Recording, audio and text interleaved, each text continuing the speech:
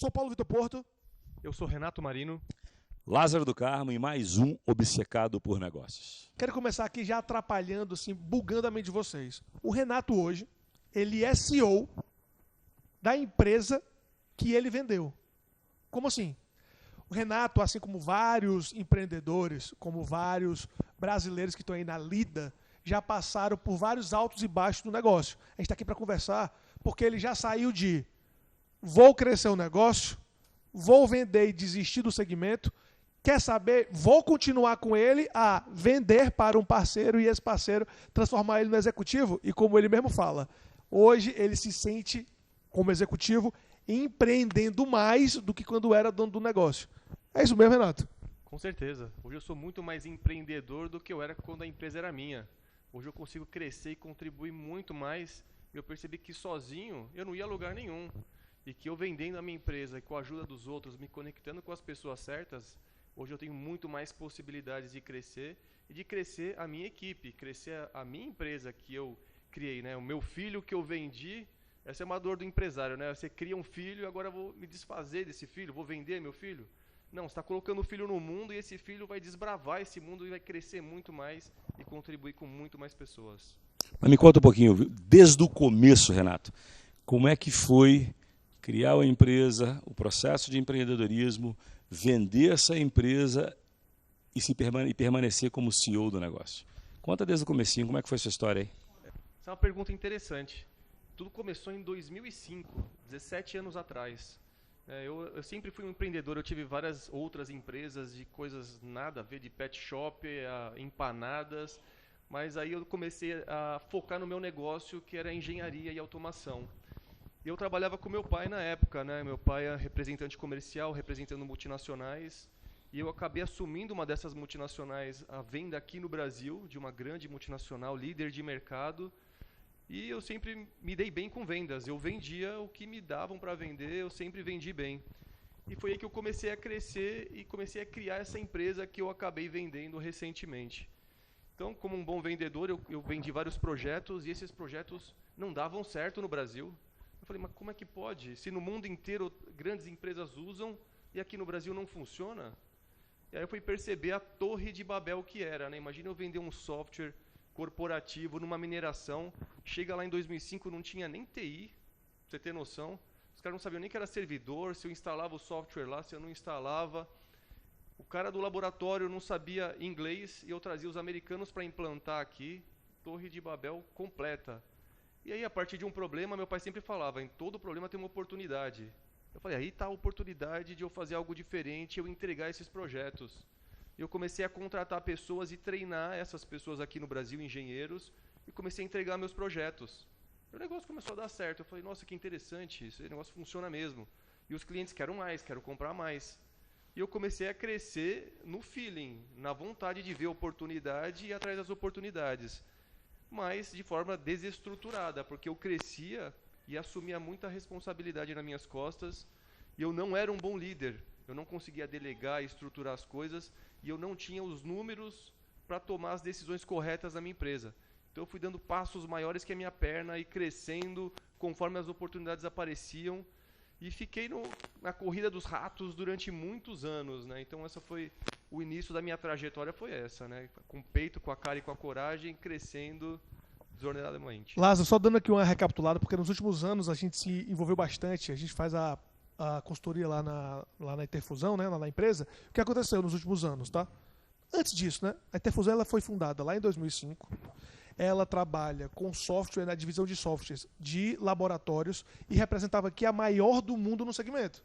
Então ela foi crescendo, ano a ano, crescia, faturamento, pega a primeira linha, crescia consistentemente, não crescia tanto assim, né, 2005, 6, 7, 8, 9, mas estava crescendo. 2018 ela deu um salto, dobrou de tamanho, ele comercialmente começou a acertar bastante, só que aquele sentimento de, pô, estou crescendo, mas não vejo resultado. Poxa, estou crescendo, mas não consigo, me sinto nessa corrida dos ratos. Como a maioria dos empresários que a gente conhece aí, o empresário médio, ou até mesmo grandes empresários que ainda não começaram, ainda não entraram no jogo da gestão, ele estava nessa ciranda de olhar para a primeira linha, sem perceber muito menos a última linha. Foi aí que, em 2020, a gente conheceu o Renato, ele começou a passar por um processo de maturidade mesmo pessoal e também maturidade corporativa, empresarial, contratou consultoria, a gente entrou lá, e ele começou a jogar o jogo que está aqui na tua camisa, ó. Camisa da Capital Upgrade, do básico bem feito. Então, Lázaro, como tem na tua camisa, ele estava no jogo do básico bem feito. O básico bem feito de montar uma DRE, de entender o resultado, o básico bem feito de requestionar o modelo, saber onde tem, onde não tem margem. Aí ele começou a iniciar o básico bem feito para saber, opa, tem jogo aqui. Peraí, meu comercial não tá bacana. Peraí, o funil. Peraí, o indicador. Ou seja, 2020, que foi o ano que a gente começou o trabalho, era um ano que ele estava assim, tô tentando recuperar o negócio como uma última cartada, mas quer saber? Eu vou vender esse negócio. Tanto que em 2021 a gente passou o ano buscando a venda, e a venda era o ejet dele do segmento. A venda era, deixa eu pegar esses anos de trabalho que eu tive, não jogar fora, recupero o negócio, melhoro ele, vendo, mas me livro. Era o sentimento do vou vender para me livrar, para fazer outra coisa. Só que olha como são as coisas. Quando você começa a ter resultado, aquilo que doía não dói mais, pelo contrário, dá prazer, porque opa, agora o negócio quer dizer que eu posso ter isso, quer dizer que o negócio dá dinheiro, quer dizer que agora as coisas estão engatadas, quer dizer que tem gente interessada por esse negócio que eu criei, que passaram um ano sem me dar resultado, não vou vender mais não. Em resumo, a longa história longa, né, que não está sendo curta não. Ele conseguiu uma oferta de um concorrente do software que ele trabalhava, que transformou ele, trouxe para ele um projeto muito maior do que ele imaginava construir ele mesmo. Aí, ou seja, aí resumindo agora, de não ter um resultado para agora eu estou tendo, por isso vou vender para me livrar. Quer saber? Estou interessado de novo no mercado. Quer saber?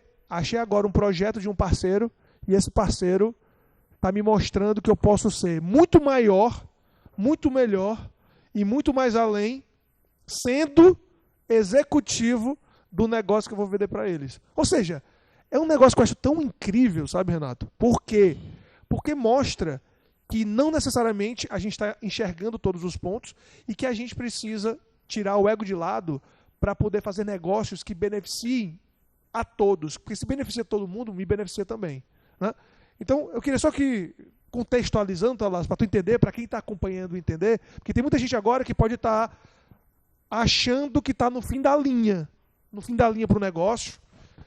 Meu filho não quer esse negócio, eu não tenho mais saco para ele.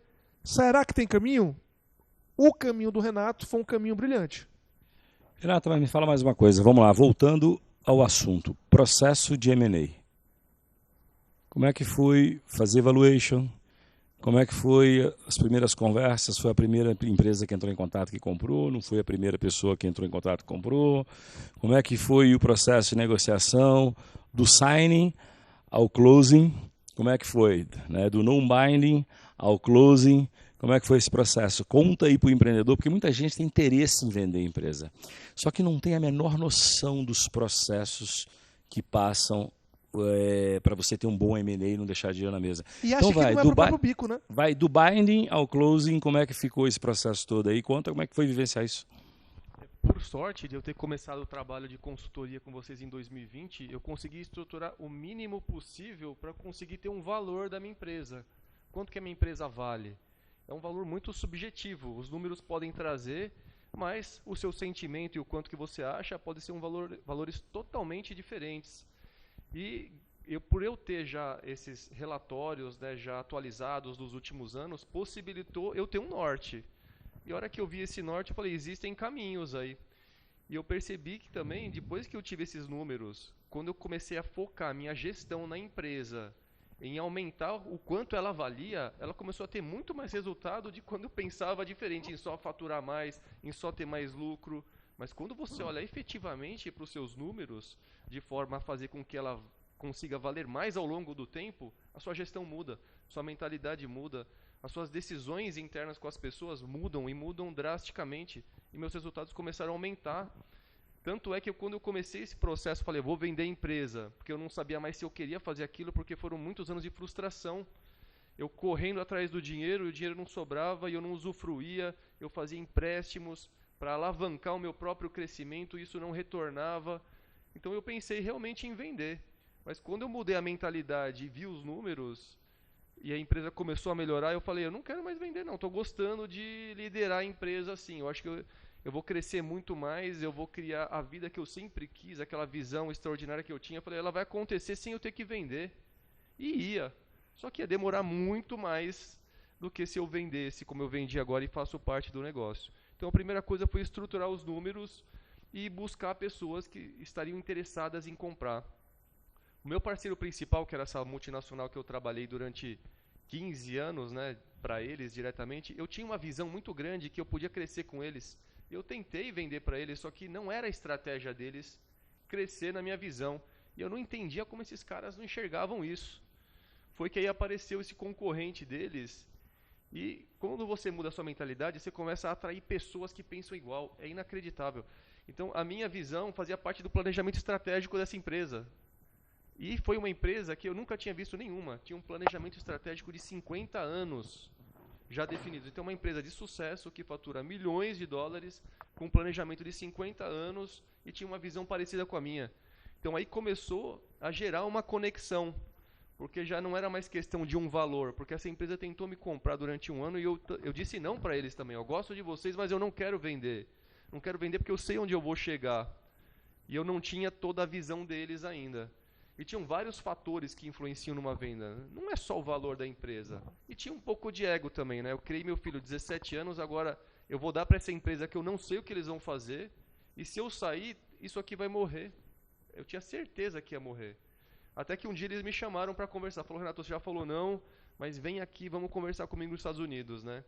Eu falei, porra, mas eu vou até aí para falar não para vocês, né? Vocês têm certeza que vocês querem que eu vá até aí? E aí eles, não, vem pra cá, vamos conversar. E eu ainda estava na situação saindo do limbo, né? E eu falei, porra, vou gastar a passagem no meio da pandemia, pagar uma nota para ir até os Estados Unidos para falar não pros caras, e agora, né? Aí conversei com o Lázaro me deu umas dicas muito boas, né, inclusive. E eu sugeri para eles, né? Foi a dica do Lázaro aí, ó. Se vocês realmente têm interesse, ó, compra uma passagem aí para mim que eu vou e passo o tempo que vocês precisarem, né? A hora que eu dei essa informação, depois de dizer muitos nãos, em 1 hora a passagem estava no meu e-mail. Né? Só que o Lázaro falou, né? Não, mas pede primeira classe, né? Eu falei, pô, depois de 3 nãos que eu falei para os caras, eu vou pedir primeira classe, eles vão me mandar uma banana, né? Aí eu não pedi a primeira classe e chegou a passagem, né? Aí, você devia ter pedido primeira classe. E eu falei, primeira classe, hotel 5 estrelas, eu não vou. Entendeu?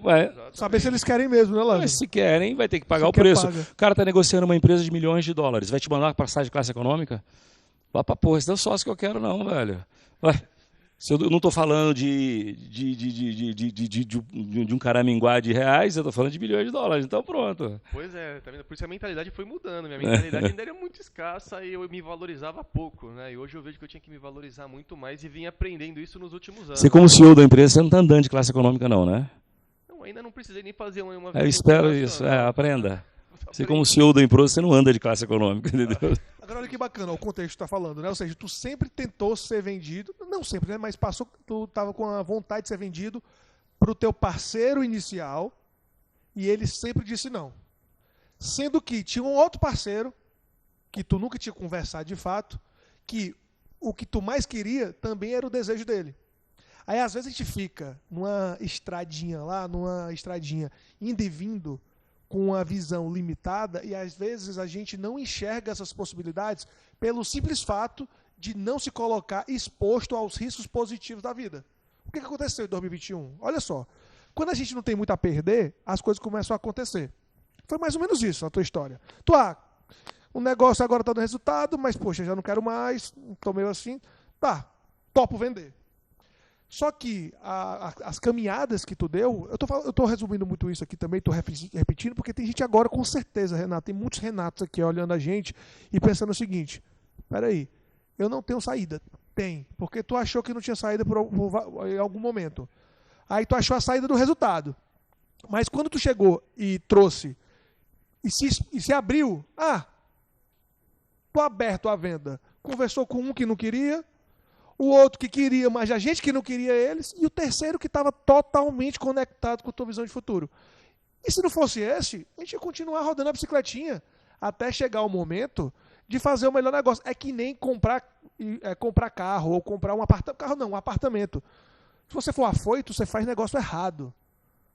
Você tem a sua tese, você sabe o que você topa, você sabe o que tem na mão, pronto. É isso, esse é o jogo. Você não sabia o que tinha na mão, fez o trabalho, começou a saber. Porque, aí eu só dou uma mensagem aqui, para não ficar no monólogo. Empresário, a gente já sabe que faturamento é pura vaidade. Você triplicou o faturamento? Legal, isso não quer dizer muita coisa, vaidade. O lucro é muito importante. E se você já tem esse jogo, parabéns.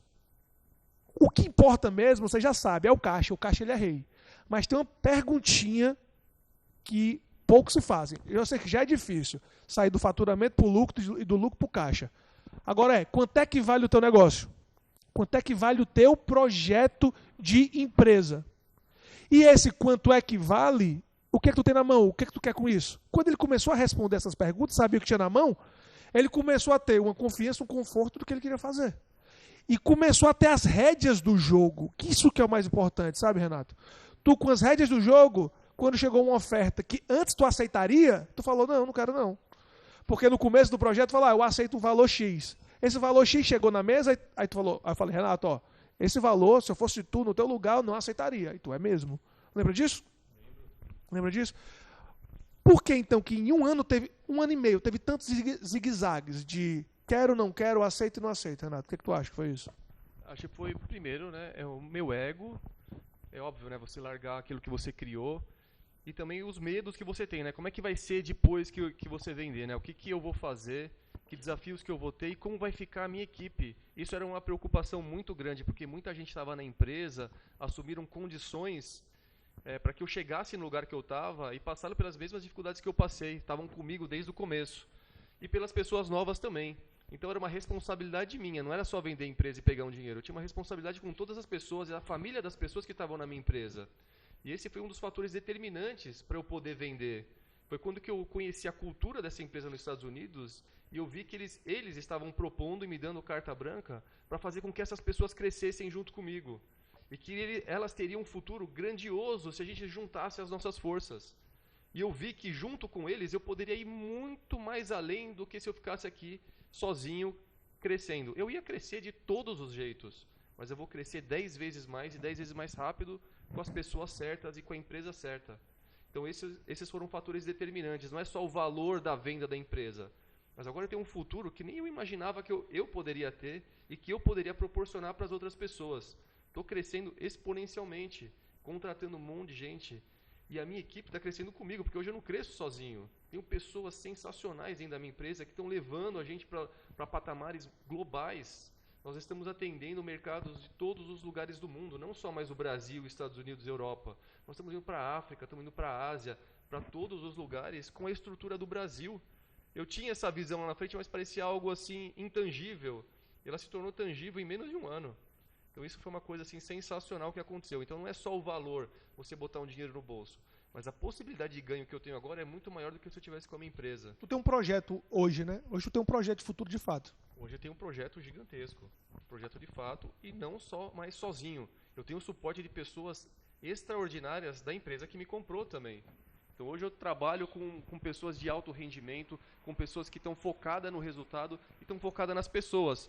Porque sem as pessoas a gente não chega no resultado. Lázaro, a gente vê muito, né, essa questão de pessoas que querem ser vendidas, não sabem como, ou elas acham que não é para o próprio bico. Porque a gente está falando de uma empresa de middle market, tá, pessoal? É uma empresa do middle, tá? Assim como a maioria de vocês estão assistindo a gente. Uma empresa do middle market, uma empresa média, ela às vezes se acha que não está na condição de ser vendida. E às vezes não está mesmo, mas ela acha que ela não está na condição e que é um trabalho muito mega árduo, que só são coisas para grandes negócios. O que tu acha disso, Lázaro? Na realidade, é muito mais fácil você vender uma empresa de R$1 bilhão, de 500 milhões de reais, do que você vender uma empresa de 50 milhões, 80 milhões. Isso é fato. Isso é lei da vida. Você tem muito mais compradores para a empresa que custa centenas de milhões de reais. Uma empresa de 100 milhões de dólares, 500 milhões de reais. Você vende muito mais fácil do que você vender uma empresa de 20, de 30, de 40 milhões. É o contrário que as pessoas pensam. Quando você está dentro do mercado de M&A, você vê que dinheiro para coisa boa não falta. O que falta são empresas boas para receber esse capital, Paulo. Então, é fato isso. Mas você tem condição de fazer, desde que o seu negócio tenha governança, desde que o seu negócio seja seja crível. A pessoa tem que olhar no número e acreditar no número e sentir segurança. O problema da maioria dos empresários que criam uma empresa e pequeno e vai ficando grande é porque ele é mais falastrão do que o negócio mostra.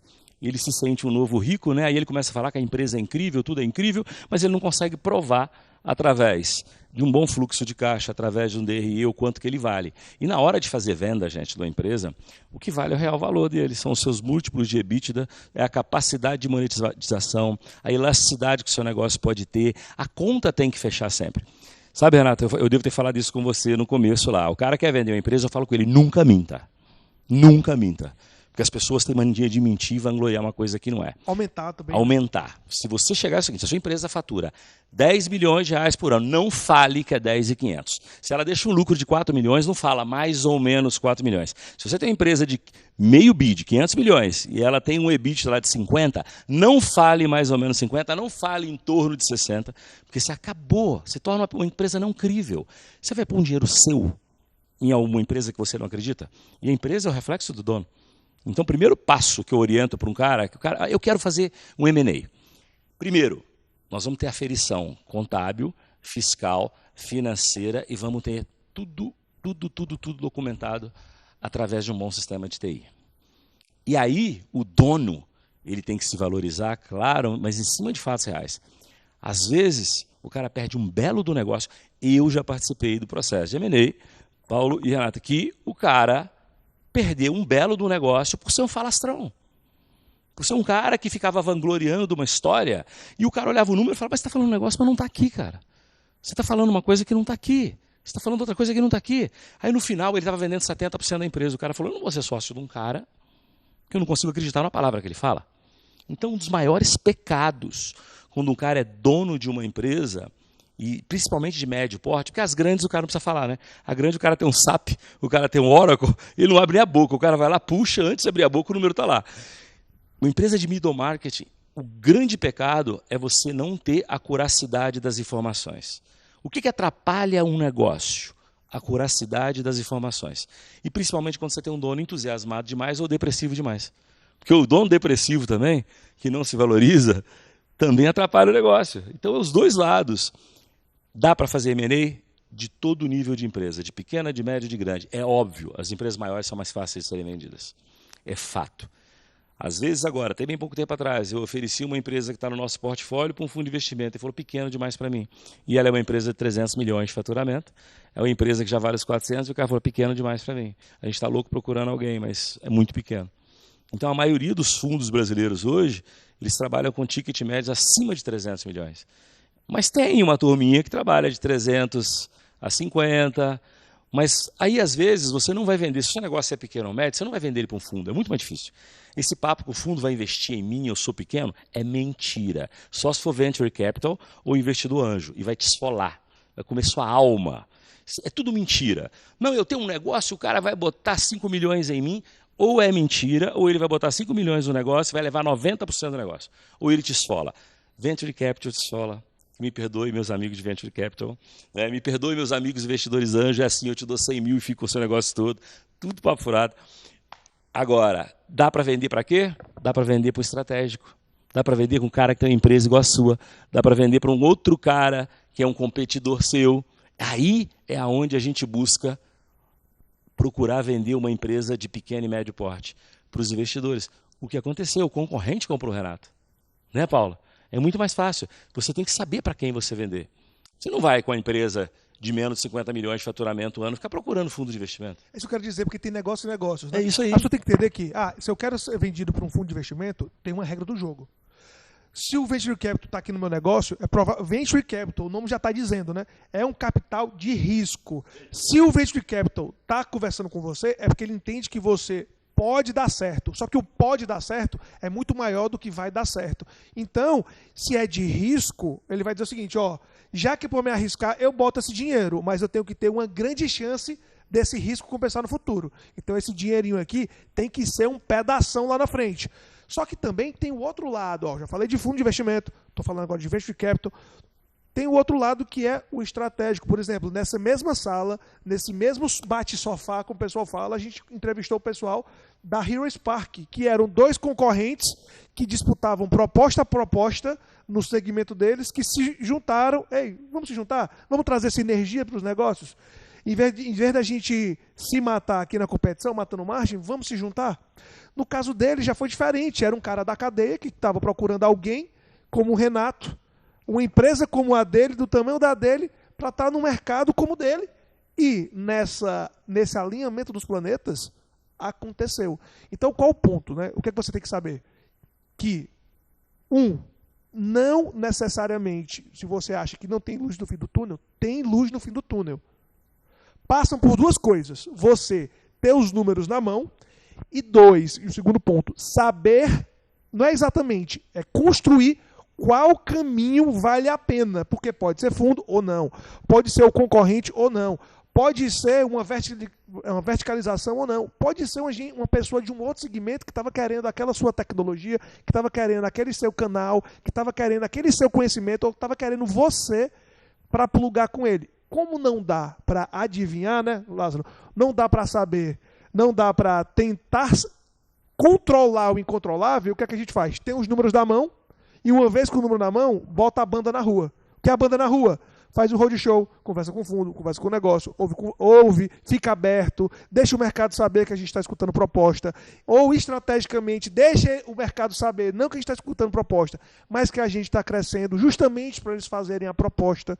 Então, assim, eu estou resumindo algo muito complexo, mas para dar o seguinte recado: tem luz no fim do túnel desde que você jogue o jogo.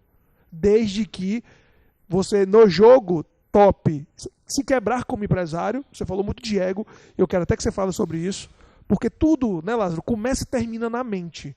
Um bom negócio com um cara que não sabe cumprir um bom negócio, vai dar merda. Se o cara não souber nem sentar na mesa, não importa a assessoria de M&A que você tenha. Porque se o Renato não fosse uma pessoa interessante para a empresa que comprou a sua empresa, né, o grupo que comprou a sua empresa, podia ser um projeto bacana e ele olhar e falar: cara, mas não é o Renato.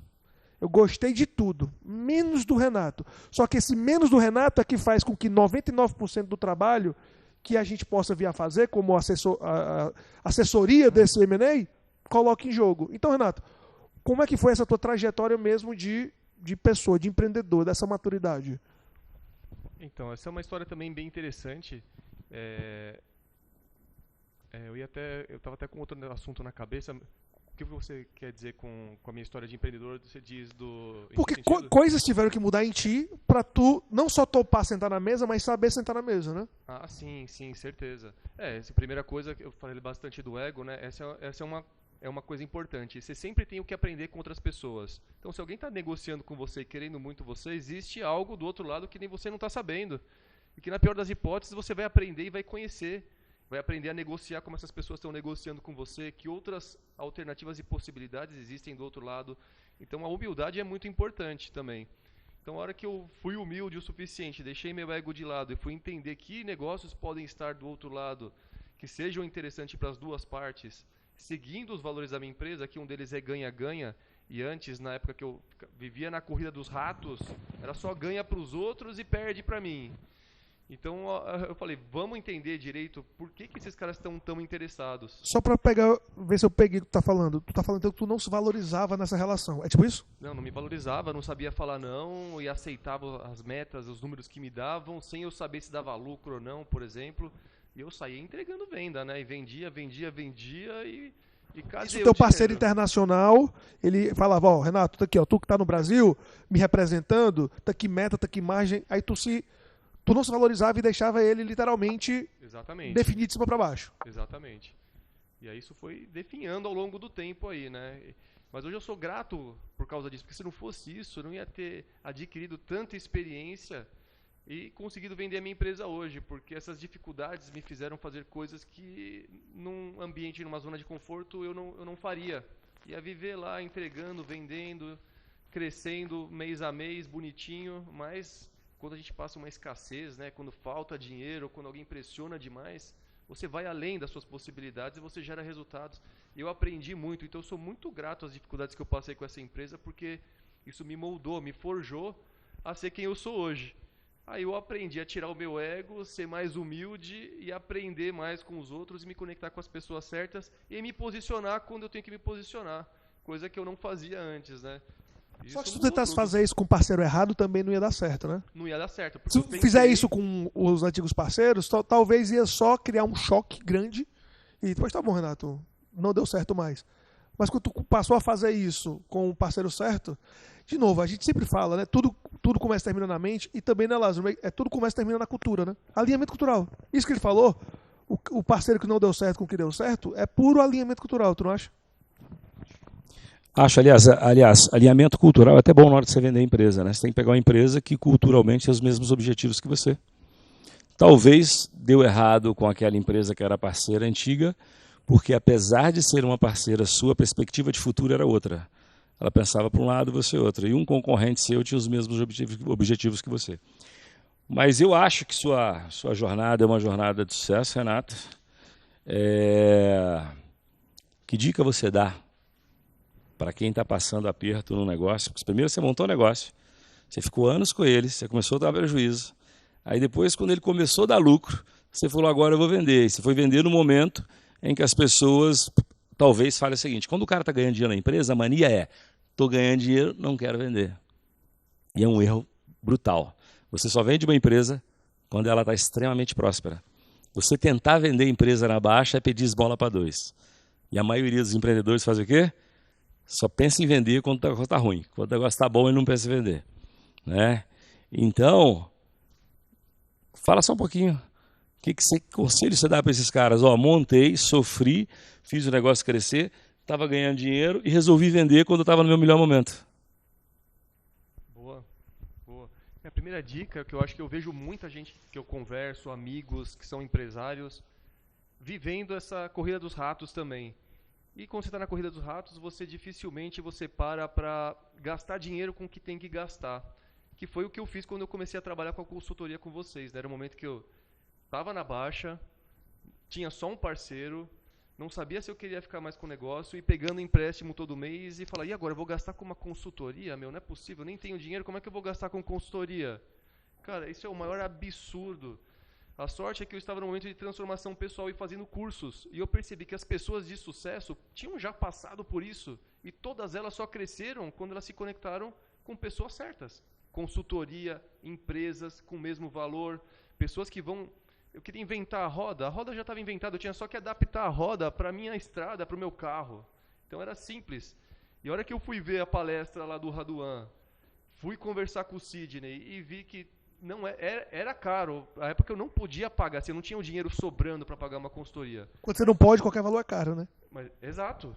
Mas era o dinheiro mais barato que existe. Foi o melhor investimento que eu fiz, porque aquilo começou a me trazer visão. Opa, é assim que funciona meu negócio, é assim que eu posso crescer mais. Eu não tinha nem planejamento estratégico, então eu saía fazendo na minha intuição. Então o empresário é muito disso, né? Tem intuição, vou crescer aqui, daqui tem um bom negócio. Tudo é bom negócio, mas coloca no papel. Como funciona a sua empresa? Como é que você vai escalonar isso sem precisar de você? Essa é uma dica importante. Tudo no meu negócio dependia de mim. Isso é outra burrice de empresário. Minha empresa começou a valer mais quando eu era indispensável no negócio. Minha empresa roda sem eu hoje. E as pessoas fazem crescer sem eu estar lá também. Renato, anota uma frase, você aí. Você só é competente quando você se torna desnecessário. Se você... Todo mundo precisa de você dentro do seu negócio. O dia inteiro, o tempo todo, você está dando muito mais dias ocupados do que produtivos e você é um incompetente. Porque você tem um time tão ruim que o time não toma decisão sozinho, não faz nada sozinho, você não consegue ganhar dinheiro quando você está dormindo. Então, amigo, você falou uma coisa certa. Eu só sou competente quando eu me torno desnecessário. Tá? É bom tu falar isso, Lázaro. Eu estava no planejamento estratégico da Febracis agora. Paulo Vieira, grande amigo nosso, e ele falou um negócio, vê se vocês concordam com isso aqui. Ele falou, liderança é quando você tira o protagonismo de você para colocar o protagonismo no time, para o time resolver, né? E você orquestra isso. E além disso, uma frase que ela é verdadeira, ela é óbvia, só que a gente não faz. quando a gente fala que o óbvio tem que ser dito, eu quero até comentar uma coisa sobre o seu planejamento estratégico, que a gente estava comentando aqui mais cedo, porque a gente fez desse ano, mas fez também do ano passado. E nesse ano eu notei uma grande diferença do Renato, que foi justamente isso. Se for pegar, cronometrar as falas de todo mundo que estava no planejamento estratégico, PWR, ele e os gestores dele, gestor comercial, gestor financeiro, gestor de recrutamento, se cronometrar as falas, o Renato foi um dos caras que menos falou no planejamento estratégico. Porque ele deixou o time desdobrar, ser conduzido, conduzir e se responsabilizar. Fala um pouco disso, porque eu notei uma grande diferença da tua postura desse planejamento estratégico que foi semana passada com o do ano passado. Nesse, tu deixou o time conduzir muito mais. Por quê? Isso foi um aprendizado muito grande que eu tive aí no coaching, né? O meu perfil é muito executador, eu tenho solução para tudo. Não existe problema que eu não ache uma solução, mesmo que eu não saiba, eu vou arrumar e vou aprender e vou solucionar. E isso foi um atraso na minha empresa, porque eu resolvia e fazia as coisas, mas tudo dependia de mim. A hora que eu percebi que eu tinha pessoas que podiam fazer melhor do que eu, e eles fazem melhor do que eu tenho que orquestrar as ideias e os caminhos, eles que têm que abrir. E eu vou direcionando. Quando eu vejo que eles estão saindo do caminho, né, indo longe do objetivo, você traz de volta para a realidade. Então, o meu papel hoje é em desenvolver a minha liderança para que eles sejam os protagonistas, né, dessa mudança, dessa transformação e dos resultados dentro da empresa. E não eu, não é mais esse o meu papel. O meu papel é em desenvolver as pessoas e dar a visão de futuro positiva, que é onde nós queremos chegar em conjunto. É fazer com que a visão deles extrapole os limites, porque chega uma hora que bate no teto. Se bate no teto, a gente não vai crescer mais do que o teto do que eles estão imaginando. Eu tenho que fazer eles imaginarem além. Então, o meu papel hoje ele é mais pessoal e focado nas pessoas do que na parte operacional. E até 2 anos atrás eu me metia na parte operacional. Vinha planejamento estratégico, para mim, eu me seguro nas cadeiras lá para não sair fazendo plano de ação e falando, faz assim, faz assado. Tu ficou segurando nesse? Eu fiquei, respiro fundo lá, mas é um aprendizado muito grande, porque o que eles estão fazendo é sensacional e muito melhor do que se eu estivesse lá colocando e fazendo tudo eu. Esse é um segredo importantíssimo, né? Se tornar indispensável. Eu era indispensável nessa reunião. Eu estava só entendendo cada um, o feeling de cada um, as crenças de cada um, os medos de cada um, para cada um dos objetivos que a gente estava traçando em conjunto. E eles estavam definindo tudo isso sozinhos, porque eles são espetaculares. E eles podem muito mais além do que eles imaginam. E esse é o meu papel, trazer essa visão para eles e fazer com que isso aconteça na vida deles. Muito bom, cara. Eu acho que esse é o caminho, né? Eu não sei o Paulo, mas assim, eu fiquei feliz com o seu processo. Eu acompanhei de perto, somente a parte do M&A, né? E eu acho que esse é o processo que todo mundo, como o Paulo Vitor fala aí, as empresas têm poucos destinos no longo da vida. Ela vai ser herdada, ela vai ser vendida, ela vai quebrar, porque a gente cria empresa para ela ser perene, né? Então, você vai ter que deixar ela para alguém, ou tu vai ter que vender, ou vai fechar esse negócio. E o último passo que a gente tem que dar é procurar fechar o negócio, né? Por mais que a vida, ninguém é dono da razão, ninguém está 100% certo, a gente tenta fazer o melhor da gestão para fazer as coisas darem certo. Queria só te parabenizar e dizer que a jornada só está começando, mas aquela fase do empreender pequenininho, de fazer o negócio crescer, de vender, e agora está abrindo aí um monte de países pelo mundo. Você estava falando comigo no último vez, você está comprando alguém na Colômbia? Isso, estamos comprando empresas na Colômbia, abrindo estrutura no México, né, assumindo equipes no Marrocos, projetos na Arábia Saudita, Israel. Não, tu não tá entendendo, Lázaro. Pelo mundo aí. O cara está aí. sendo o maior consolidador agora da América Latina e outros países, fazendo o que fizeram com ele, porque foi tão positivo que ele está agora agregando outras pessoas que estão nessa trajetória, está buscando outros Renatos por aí para fazer o que foi feito com ele, entendeu? E sim, até eu tenho pergunta sobre isso, mas só para aproveitar, porque eu sei que você tá gostando aqui, ó, tá aqui porque tá gostando, mas ainda não se inscreveu no canal aqui da Capital, não tá curtindo, não compartilhou, ajuda essa mensagem a chegar em mais pessoas, compartilha para o seu chefe, para alguém que é empresário, ou não, que está na trajetória, ou que quer entrar na trajetória no jogo empresarial, para entender como pessoas que construíram de verdade, acertaram e erraram. A gente está falando aqui de acertos e erros. Então, tô vendo aí, viu? Deus está vendo se você está até aqui gostando, não curtiu e não se inscreveu. Tá? Mas voltando aqui, Renato, Fala dessa trajetória agora, porque agora tu, como executivo, tu vendeu teu negócio, vendeu. Tu não é mais dono do negócio que tu fundou. Tu é um CEO, tu é um executivo. Você não ficou nem com participação nenhuma? Com participação nenhuma. No contrato social, não. Mas em acordos com eles eu tenho participação do que eu faço a empresa crescer no mundo. Então não deixa de ser sócio. Então ter o nome do papel é puro ego. Porque hoje eu posso ganhar muito mais, né? Já ganho mais e posso crescer muito mais do que se eu tivesse a empresa com o meu nome lá. Teu nome não significa nada. Né? O que significa é a minha mentalidade hoje de empreendedor, que eles me dão A construção, né? a possibilidade de eu construir o que eu quiser junto com eles, porque as ideias e o casamento é muito, muito próximo. Então, quando você tem sinergia de pensamento, de visão, de objetivos, eles falam: Renato, nós não temos tempo aqui para crescer, nós não damos conta. Cresce aí você. E eu apresento as ideias e elas são discutidas e aprovadas assim com muita facilidade, porque a sinergia assim é total mesmo. Então eu sinto que eu continuo sendo o dono do negócio. É uma questão que eu sou o dono do negócio, só não está o nome no papel, mas isso não quer dizer absolutamente nada. E eu tenho certeza que para mim a liderança é a mesma coisa. Quando a empresa era minha, eles se sentiam dono do negócio. E agora nós vendemos a empresa, eles continuam sendo donos do negócio também, porque eles vão fazer isso crescer. Então o que importa é a mentalidade, não o nome no papel não quer dizer absolutamente nada. Tu falou que tá se sentindo empreendendo mais agora do que antes, quando estava no CNPJ lá como dono do negócio. Fala só um pouco agora do que tu tá fazendo, isso que o Lázaro comentou, mas detalhe um pouco mais. O que tu tá, hoje a tua responsabilidade, após ter vendido o negócio, tem 0% de participação societária, mas tem 100% de autonomia nessa expansão como executivo e CEO desse negócio. Conta aí. Essa é uma coisa interessante, porque quando eu fui lá para os Estados Unidos e apresentei a minha empresa para eles, eles saíram da reunião, pediram 1 hora para conversar entre eles, voltaram e falaram: ó, comprar sua empresa é legal, mas eu não quero mais só sua empresa, eu quero você. Né? Porque as ideias bateram tanto, e aí eles me deram 2 papéis que vão além do que a minha empresa fazia aqui. Né? Então esse foi um ponto positivo, da minha empresa funcionar sem precisar de mim, porque eles sabem que a engrenagem roda e eles já estão me dando posições diferentes de expansão e crescimento. A primeira delas é a América Latina, eles não estão na América Latina. Então a minha responsabilidade de expandir o market share, vender novos sistemas na América Latina é uma frente, e a outra frente é global, que foi essa principal ideia que eu tinha com o parceiro antigo, e eles não sacavam isso, e esses aqui sacaram.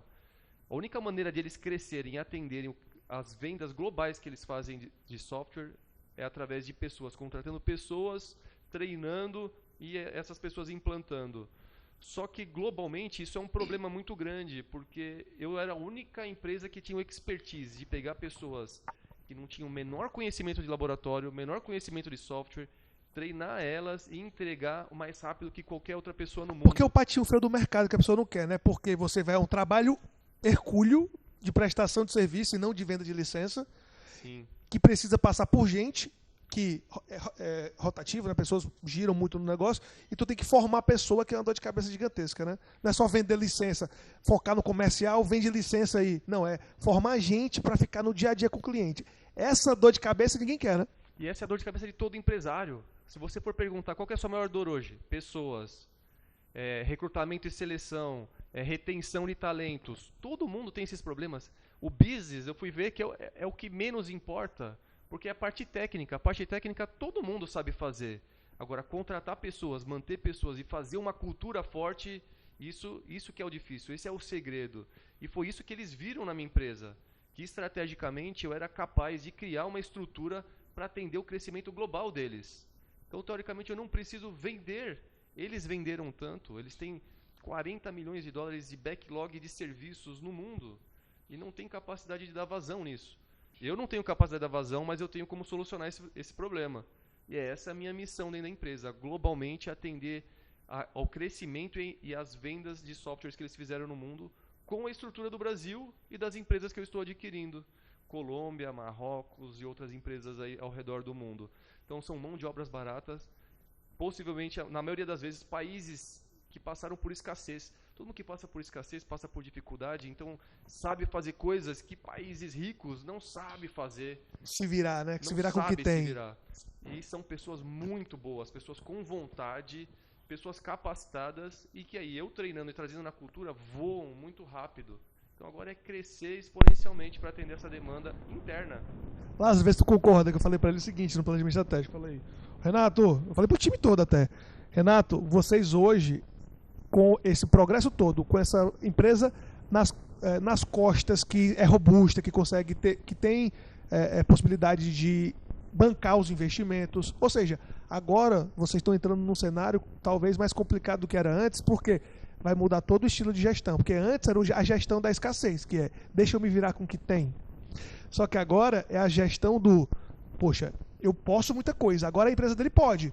Porque tem caixa, porque tem investimento, porque tem onde bater na porta e pedir um orçamento para crescer. Então isso muda o modelo de gestão mesmo, de como os gestores que estão lá decidem, mudam para agora eu posso, traz projeto, e para antes que era, não, deixa eu tocar só os projetos que dá, porque dos 10 só dá um. Isso muda o modelo de gestão de forma geral, tu não acha? Com certeza. Quanto maior você é, mais sofisticado tem que ser. Então. Eu tenho uma outra coisa comigo. O cara que te traz, o cara que trabalha com você numa empresa de 0 a 50 milhões, ele não é o mesmo que vai trabalhar até 500 milhões e não é o mesmo que vai trabalhar acima de bi. Os perfis são diferentes. A sofisticação é diferente. Você precisa de um cara que fala espanhol e fala inglês. E aí, como é que você faz para achar? Quando eu vou contratar, eu preciso de alguém que fala 2 línguas, no mínimo. Aí eu vou fazer o processo de entrevista. Aí está lá no currículo. Fala inglês, fala espanhol. No meio da entrevista eu mudo para o inglês. O cara já começa não faz. Aí eu mudo para o espanhol. Piorou ainda. Então é muito difícil. Você precisa de gente mais sofisticada. Gente com melhor formação. Gente com mais experiência. E aí vai mudando o jogo. Só que em compensação, o lado bom da moeda. Esse tipo de gente custa caro. Mas esse tipo de gente faz sozinho. Esse tipo de gente você não precisa pedir. Esse tipo de gente tem cabeça de dono. Esse tipo de empreendedor, geralmente, senta na cadeira e ele sabe o que ele tem que fazer de 8 da manhã às 8 da noite e ele não precisa de orientação. 90% das empresas multinacionais sem donos, elas rodam sozinhas porque ela tem gente boa lá dentro. Nada substitui o talento, mas também nada substitui um cara obcecado por negócio. Então, você tem os dois lados da moeda. O que você vai viver agora é muito diferente do que você viveu ano passado. Uma coisa é você ter uma empresa que você precisava de mão de obra até 10 milhões de reais. Porque, gente, tem 2 coisas que eu tenho que corrigir aqui. Primeiro, eu não falei mal de investidor anjo. Só falo o seguinte, o risco é grande. Investidor anjo te dá uma mirreca por nada. Por quê? Porque só dá errado, cara. É a cada 10 negócios, meio dá certo, 1 dá certo. Então o cara tem que botar dinheiro caro. E Venture Capital é igual. Uma vez eu sentei na mesa com um cara famosíssimo de Venture Capital, eu perguntei para ele, seu portfólio de 500 empresas, quantas dão certo? 5%. Eu falei, se tu não entendeu a pergunta. 20, você não me entendeu. Eu estava no jantar. Você estava no jantar comigo. Tava. Como é que é o negócio? Tem 500 empresas investidas com dinheiro? Tem 500 empresas. Dinheiro quem? Seu ou não? Do fundo. 500. Quantas deram certo até hoje, historicamente? Ele falou, 5%. Eu falei, peraí, então, de 500, 25 dão certo. As outras 475 viram pó. Aí ele falou, o que eu fiz, Paulo? Não tenho estômago para isso, não. Eu falei, tem não, meu dinheiro você não leva, não. Meu dinheiro você não leva por nada na vida. Não tem estômago para isso, não. Então, o cara do Venture Capital, o cara que é investidor anjo, ele tem que estar acostumado com isso. Que ele tem que acertar para recuperar o dinheiro dele. Então, não estou dizendo que ele está te estuprando por mal, desculpa, está te violando por mal. Daí depois você corta o pi do estuprando, coloca só o violando. Está te violando por mal. É o jogo do cara, é um risco tão grande. E a mesma coisa eu estou dizendo aqui, eu não estou dizendo que um profissional, o Lázaro está desqualificando um cara. Está dizendo que tem que trocar o time do cara, não é trocar isso? o time do cara, que o cara não fala 3 línguas. Cara, é óbvio, você vai trabalhar na multinacional, falar em Marrocos, você quer falar português? Você vai ter que usar um tradutor? Você vai botar um robozinho e ficar falando? Não dá, entendeu? Então é óbvio, existe profissional para cada tipo de negócio, para cada tamanho de negócio. Eu já fui vice-presidente de um grupo de 7,7 bilhões e que tinha 10 mil funcionários, 35 empresas. Óbvio, os meus diretores eram gente muito sofisticada, eu pagava 100 mil por mês pro cara. Tinha que ser um cara diferente do que eu estava acostumado em outras empresas nossas, né, Paulo? Sim. Porque também, se eu trouxer um cara desse e botar numa empresa menor, não vai dar certo. A cadeira é pequena para ele. Agora, se eu der uma cadeira grande para um cara pequeno, ele também vai ficar sobrando na cadeira. Ele não vai ter isso que você está falando aqui agora. Você acabou de falar para mim aqui. Eu estou muito mais feliz agora porque eu estou saltando voos mais altos. Mas você estava preparado para saltar esses voos? Você tinha formação, sofisticação, profissionalismo para saltar esses voos, para fazer esses voos. Então, nem todo mundo tem. A gente tem que separar, gente. As pessoas não são iguais. É. O discurso do fracassado é: todo mundo é igual, só me dá oportunidade. Mentira! Mentira! Cada um chega numa altura do Everest. E é isso, é isso a lei da vida. Né? Então, meu irmão, eu tô feliz pra caramba por você. Só peguei o processo de M&A, não te conhecia antes. Mas eu acho o seu negócio, tecnologia é um negócio legal. Você está dentro de um grupo empresarial que vai te fazer voar ainda mais. Se você tem stock option, você é sócio. A melhor forma de empreender é dentro do CNPJ dos outros. Você é um intraempreendedor, empreendedor corporativo. E se você é um empreendedor corporativo, você ganha muito dinheiro. O que o Lázaro faz parte da vida? Eu não assumo empresas que estão com problema? Eu sento lá como presidente. Eu assumo, eu assino, combino um tempo e combino a parte do sucesso. É assim que eu me remunero. Eu pego a empresa que está em dificuldade, sento, falo, agora é minha, my way. Parte do lucro do dinheiro novo que eu jogar lá dentro é meu. Todo o meu negócio é, parte do dinheiro novo é meu. O que eu faço dentro da empresa dos outros? Eu empreendo. Pego a empresa ruim, transformo em boa, boa, transformo em melhores. É o good to great. Então, assim, esse é um jogo que gera até mais responsabilidade às vezes, porque o volume de dinheiro é muito maior. Tem que ter mais responsabilidade. Né? Eu sinto prazer em fazer isso. Só que você sabe do risco que você corre também, né? Você é responsável legal por essa empresa? O representante legal da empresa. Legal da empresa. Você sabe que tem bucha também enorme pro seu lado, se sobrar, mas faz parte do jogo. Sim, tem que assumir. Sem risco você não vai chegar a lugar nenhum. Faz um bom DNO, faz um bom seguro para te ajudar a te proteger, para te dar mais aduca. Já tem DNO? No M&A, o advogado colocou um seguro lá. Você tem que ter um DNO, porque sobra bucha. E quando você está falando de milhões, as buchas são milhões. Porque se o dono não paga, o representante legal tem que pagar. Então, eu conheço muita gente, muito cara desavisado, que senta na cadeira de presidente de empresa grande achando que está tranquilo, depois a empresa sofre um problema e ele perde tudo que ganhou na vida. Então faça um DNO, tenha cautela e está tudo certo. Esse é o nosso jogo. Lázaro, tu falou de DNO, explica o que é, para quem não sabe o que é. Aí, turma, o DNO ele é um seguro que ele protege o papel do executivo. É um seguro, você não faz seguro saúde, você não faz seguro do seu carro, você faz seguro do patrimônio do representante legal ou do procurador. Ele não serve para dono.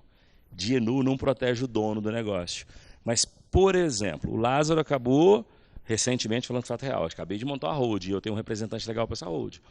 Esse cara, primeira coisa, quando eu fui trazer ele, ele falou assim: Lázaro, por mais que você fale comigo que não vai ter tantas movimentações, não vai ter tanto risco, tal, eu preciso de um DNO. Quando eu vou assumir uma empresa, né, todos os projetos que eu passei, eu chego para o cara na hora de negociar. Eu negocio uma grana fixa, eu quero parte do dinheiro novo e eu quero um DNO para me proteger. Porque às vezes você está como executivo num negócio, o negócio é grande, tem um problema de 5 anos atrás, a culpa não é sua, mas você é um representante legal da empresa. E a lei brasileira, principalmente a brasileira, lá fora não tem muito disso. Ela fala que na ausência do comprometimento no pagamento da dívida do dono, ele bloqueia todas as suas contas, bloqueia todo o seu patrimônio. E aí você tendo o DNO se protege um pouco mais. O DNO paga seu advogado, o DNO, você faz acordos de acordo com possíveis dívidas e ele chega a pagar todas as despesas. Dá menos dor de cabeça. Mas lembra o seguinte, o papel do gestor brasileiro, de verdade, muito cuidado na empresa que você vai sentar, porque você pode ter dor de cabeça com isso. Eu já tive várias. Pode ter patrimônio bloqueado, pode ter conta bloqueada, pode perder dinheiro por coisas que você não é responsável, por culpa que não é sua. Você não tem culpa nenhuma disso, mas isso pode acontecer. Então é muito importante. O DNO é um seguro que surgiu acho que de 2006 para cá, Paulo. E ele ajuda a proteger o patrimônio do responsável legal, do executivo que está assinando pelo negócio e ele não é o dono. Super importante ter isso. Quem aí está assumindo desafios novos, quem está aí crescendo, querendo ter oportunidade dentro de uma companhia, às vezes fica muito feliz, né? Nossa, agora eu sou um diretor executivo, vou assinar pela empresa, nossa, que legal, fui promovido, fui em presidência, você fica 3 anos lá como presidente, depois você perdeu tudo que você juntou na sua vida. E Lázaro, esse processo de M&A é uma coisa que no Brasil eu acho que está... O empresariado está começando a amadurecer, está começando a conhecer e amadurecer. Eu digo, lógico, as grandes empresas já têm isso, até porque as grandes empresas têm um conhecimento internacional do que acontece lá fora e já são, não vou dizer maduras, mas isso já está meio que superado para grandes grupos. Mas cada vez mais, não sei se tu percebe isso, quando a gente vai num summit agora, fez o summit em São Paulo, a gente pergunta, vem cá, você é empresário, quem pensa em algum momento da vida vender a empresa? As mãozinhas, eu noto que proporcionalmente já estão levantando mais. Porque o que acontecia antigamente? Antigamente, grandes grupos começavam a definhar. Grandes grupos agrícolas, grandes grupos de serviço, grandes grupos de indústrias. Quando não tinha um sucessor, e às vezes esse processo sucessório era até meio que forçado, porque a família não queria, mas como não tinha esse drive de, poxa, eu posso vender o meu negócio ou vender participação dele, isso era... ou a empresa definhava, como vários grupos definharam, ou era uma sucessão que aí sim, quem estava pegando a empresa ia definhar ela na próxima geração, porque era uma coisa meio que forçada. Já que o papai criou, tem que pegar. Era um negócio meio assim. Hoje, eu noto que cada vez mais as mãozinhas de quero vender um negócio, as mãozinhas levantam. Só que o que eu falei para ti na época também foi, Renato, tá preparado? Porque às vezes sair do 0% da venda para o 50% é rápido, que é achar o interessado. Mas do 50% para o 90%, que é passar pelo processo de deixar os números redondos, o namoro virar noivado, e o namoro virando noivado já demora mais um pouco, chega no 90%. Só que do 90% para o 100%, que é o noivado já virar casamento mesmo, todo o papel tá pronto, o sign lá, o momento de fechar, puta, parece que demora mais esses últimos 10% do que os primeiros 90% de evolução. Tu sente isso? O que aconteceu contigo? Sim, total. Isso é uma coisa muito importante, porque você acha que é da noite para o dia. Pode até acontecer negócio que você vende mais rápido, mas na maioria das vezes acontece isso que você falou, né? Então tem o processo inicial, que tem toda essa demora de você procurar alguém interessado, e depois que começa, né? Se a pessoa está interessada, vai começar a verificar os seus números, ver as suas verdades, aí como o Lázaro falou, isso toma tempo. Isso toma tempo e são muitos detalhes. E se você não toma cuidado para você fazer e segurar o ritmo dessa negociação final acontecer, você pode perder o negócio. Se eu demorasse mais 2 meses, deixasse tocar do jeito que estava, eles não teriam comprado. E se eu tivesse acelerado antes, mais do que devia, eles também não teriam comprado. Então existe um timing das coisas que é muito importante, você entender a realidade de quem está te comprando, entender a realidade do mercado e você saber conduzir isso. E você só vai conseguir fazer isso se você tiver as informações prontas do seu lado. Porque daí você tem a capacidade de acelerar, de segurar, de negociar, de saber que você precisa de um seguro. Então todos esses detalhes, se eu entrasse lá sozinho para vender minha empresa, eu tinha passado um trator em cima de mim aqui. Eu não ia saber de metade dessas coisas. Isso é saber depois, né? No óbito, né? A hora que vem o problema, puta, agora precisa de um seguro disso. Puta, agora precisa daquilo. Nossa, eu não tinha visto isso. Então são muitos detalhes. A venda não é só o valor, né? Tem muita coisa envolvida no negócio. Sabe, Renata, turma que está ouvindo, eu participei já de vários processos de compra e de venda. E eu já tive muita pena de dono desavisado. Muita pena de dono desavisado. E muita pena também de quem estava comprando desavisadamente. Porque você tem que ter gente profissional para fazer tudo na vida. E todo mundo acha que comprar empresa é fácil, mas o cara não sabe o que é uma DUI. O cara não sabe o que é o seguro de GNO. O cara não sabe, não, ele não sabe nem o que é o M&A, né? Que fusões e aquisições, ele não sabe, mas ele na cabeça dele, ele acha que sabe. Aí ele vai comprar uma empresa, ele não procura entender todos os liabilities, ele não procura entender tudo o que está por trás do negócio, os possíveis passivos, e aí ele se ferra. E ele também, às vezes, quem está vendendo, faz um mau negócio por não ter feito nunca um valuation da companhia dele, e ele faz um mau negócio. Então acho que é por isso que que nós gostamos aqui do papo, a gente convidou o Renato para estar aqui hoje com a gente, porque ele está fresco nessa jornada, acabou de vender a empresa dele, está assumindo novos desafios, e eu tenho certeza que se vocês assistirem todo o conteúdo, vocês vão gostar do que nós discutimos aqui. Né, Paula? Isso é uma coisa que eu acho que é uma dica boa, porque quem está querendo vender um negócio pensa que é só achar o comprador, garantir o preço e amarrar um bom contrato. Só que ele acha que pode fazer isso sozinho, e é aí que tem um problema. Por quê? Porque o primeiro trabalho de quem está fazendo uma assessoria de venda, quem tá ajudando o vendedor, como era o nosso caso, né? A Capital que estava ajudando a vender a empresa do Renato, o que a gente garantia? A primeira coisa que ele tinha um bom número para vender, que valia a pena. E o outro, o valer a pena não é só um número gordo, é um número justo mas ao mesmo tempo um número justo que não deixe dinheiro na mesa. Porque às vezes a pessoa não contrata uma assessoria para o M&A, Lázaro, acha que tem um número bom na cabeça, mas quando chega, que foi o caso, quando chega e a gente fala, ó, tu tá feliz com esse número? Beleza, mas deixa eu só te falar que talvez a gente consiga um pouco mais, porque o justo, que a gente fez a conta, fez o valuation, fez tudo, ó, o justo é um valor um pouco maior, isso aconteceu. Ó, eu topo X, mas ó, tem um 30% a mais que dá pra ir atrás. Foi uma coisa que aconteceu nesse projeto. E ao mesmo tempo não é só garantir o melhor número na mesa, não deixar dinheiro na mesa, é garantir que o que foi acordado na mesa vai pro bolso, né? Porque tem, garantir o melhor número. O melhor número está garantido no negócio. Mas, pô, será que eu vou receber isso daí? Porque às vezes tem uns detalhezinhos, né, Lázaro? Tem uns detalhezinhos pós o closing, né? Pós o signing, que uma rubricazinha errada lá faz com que um problema passado que não era problema faça com que tu não receba o que tu assinou, né? Então, eu acho que esse jogo que as pessoas elas não entendem e não se aprofundam.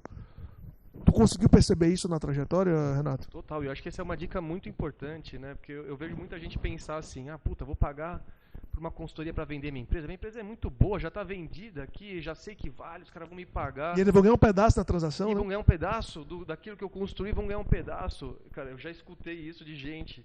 E a sorte que eu estava no processo, né? E quando você está num processo de evolução, você vê que, cara, sozinho você não vai a lugar nenhum. E que quanto mais você ganha, mais outras pessoas ganham junto com você. E que se eu fosse sozinho, eu tinha perdido. Talvez o negócio não tivesse nem acontecido, eu estava vivendo a minha escassez lá, por causa que meu ego não deixou os outros ganharem uma parte. Então a gente fica pensando no que os outros vão ganhar e não naquilo que você pode crescer. E que quando você não é especialista num negócio, você tem que chamar quem é. Eu sou especialista no meu negócio, em fazer o meu negócio crescer. Não sou especialista em vender. Como é que eu ia saber todos esses detalhes que vocês falaram aqui e que eu fui assessorado durante o processo? Esses foram uns dos detalhes. São vários, né? Se você pegar um contrato de M&A, é um negócio gigantesco. O que é working capital? Tem um monte de siglas, uma sopa de letrinhas, é quase uma língua nova. Então, sozinho, a dica, vocês não vão a lugar nenhum. Quer vender empresa? Começa com uma contabilidade, começa com uma DRE, com uma consultoria.